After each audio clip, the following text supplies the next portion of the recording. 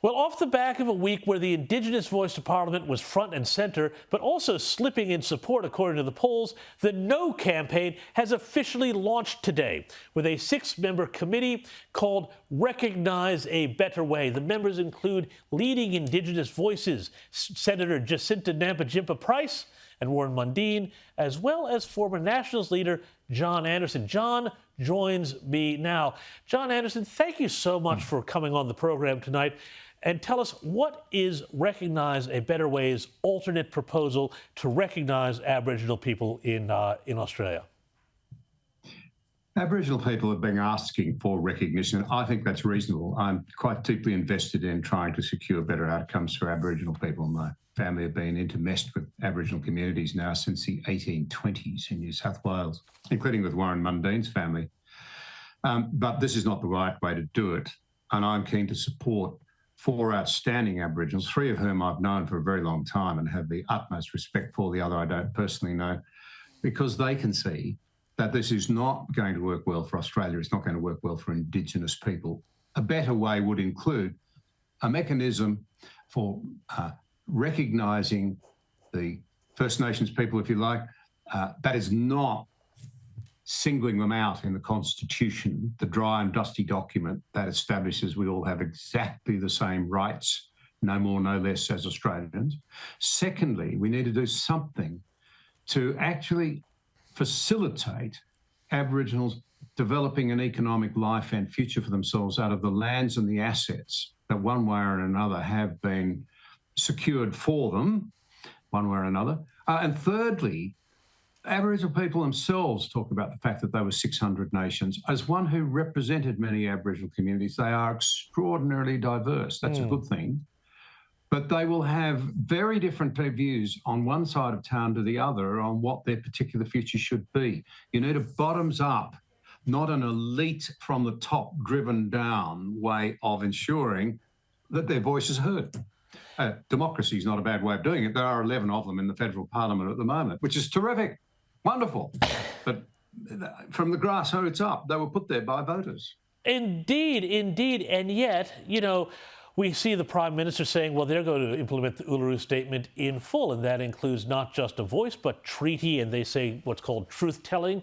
I have a lot of concerns that, if the voice gets up, then you're going to see something happening nationally like we're already seeing in Victoria, where you've got a First Peoples Assembly, you've got $115 million just for that one state alone, just to start the process of treaty.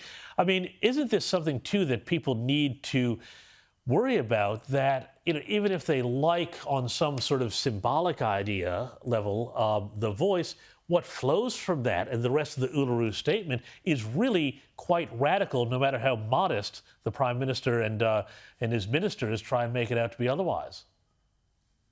Well, that's why I'm keen to join with 4 Aboriginal people, distinguished Aboriginal Australians, who can recognise that this is not ultimately going to advance the interests of Aboriginal people. It will achieve the exact opposite, I believe, of what we all want, which is a greater degree of harmony. It will lead to co-governance, governance, to a separatism. You're seeing this now in New Zealand and in Canada. And I want to put the case, along with those Aboriginal people who think it's not the way to go, that there's a better way to do this. And separatism isn't it. It's just not it. We don't want to divide it as Australians. We want to learn to live in harmony, even with our differences, and they'll be real. They won't just be between Aboriginal and non-Aboriginal people. Australian people disagree on a lot of things, but we are first and foremost Australians altogether.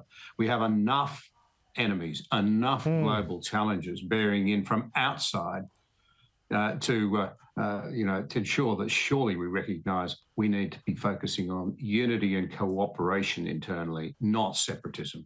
Indeed, and I'm glad you mentioned those international and external threats, because one thing that was mooted today or yesterday, I think, was the question of whether or not the voice would even put us in breach of international treaty obligations were we to go down this road, including UN conventions on essentially that first principle that, as you say, we have in the Constitution, that we're all treated equally, that this would cut against those treaties that we've also signed with bodies like the UN that say, no, no, no, it is that we are all treated equally, and if depending on your race doesn't give you some special avenue into government.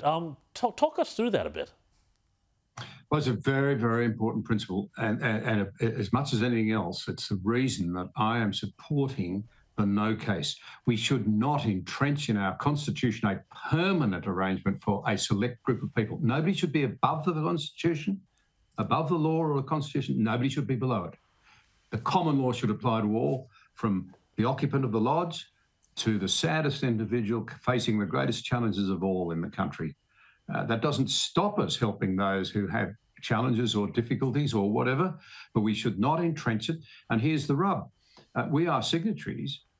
Normally the left, the progressives, love these things, to an international treaty that goes back many years ago now to end all forms of racial discrimination. And it says that forms of particular help might be given to one group or that group on the basis of racial need, if they are to be there at all, ought to be extremely limited and not locked in forever. And Janet Albrechtson's done a superb job of unpacking it. I would say one of the issues before us today as we consider the voice is we ought to put up the serious things that Janet Albrechtson is alerting us to and get a genuine, proper response from independent lawyers. Might be a bad idea. We started with the Solicitor General. We had no advice from the government. They put this before us. Their own legal people have not advanced a view on what it will mean. That is really serious. And it tells me that they're trying to avoid scrutiny for fear that Australians will recognise this is actually further reaching than is being admitted by the Prime Minister and the government. Indeed, John Anderson, I'm glad you pointed out the work of Janet Albrechtson. She has been doing yeoman's duty on this, but I can't let you go without just asking you one quick question about Jim Chalmers and his new plan to remake capitalism and make us all warm and fuzzy with a values-based capitalism. Can I just get your reaction to this idea very quickly, John Anderson? We've seen it all before and it's never worked out. It has never worked out. They've already done it, of course, with capping energy prices. Australia had that in the 60s and 70s, a dried up investment, and we started importing energy and because nobody would invest here. No one would explore, drill, refine.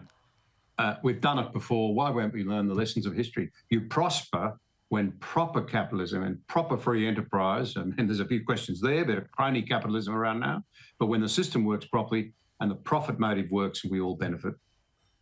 John Anderson, couldn't say it better myself. Thank you so much. I could speak with you all evening, but that is all the time we have tonight. So thanks for joining us. But